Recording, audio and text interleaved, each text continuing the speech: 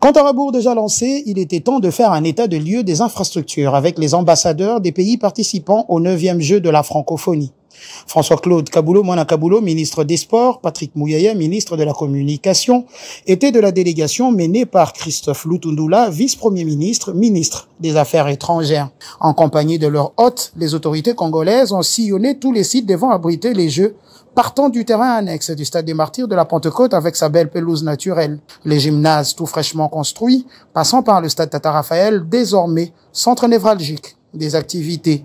Ici aussi, les travaux vont bon train.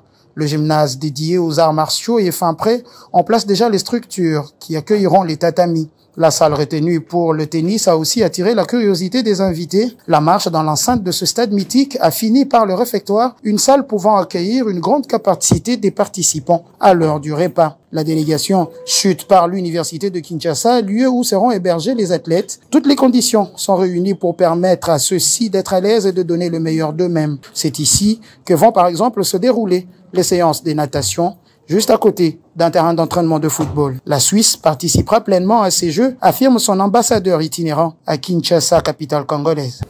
Oui, la Suisse a confirmé dès le début, on aura des athlètes et des artistes qui vont venir et je me réjouis aussi de pouvoir les accueillir ici, des jeunes hommes et femmes qui viennent ici, voilà, dans l'athlétisme, dans les compétitions culturelles, afin de se mesurer aussi avec tous nos pays amis au sein de la francophonie pour avoir ces Jeux ici à Kinshasa. L'État congolais, qui tenait mordicus à une organisation idéale de ces Jeux de la francophonie, n'a pas lésigné sur les moyens. Nous avons fait un effort considérable pour un pays qui est confronté à des problèmes de développement, d'amélioration de conditions de vie de ses populations. Donc c'est un effort considérable. Le défi, évidemment, c'est après les Jeux, quelle est la gestion qu'on va assurer de ces infrastructures pour à la fois qu'elles soient gardées et qu'elles apportent de la valeur ajoutée au sport national.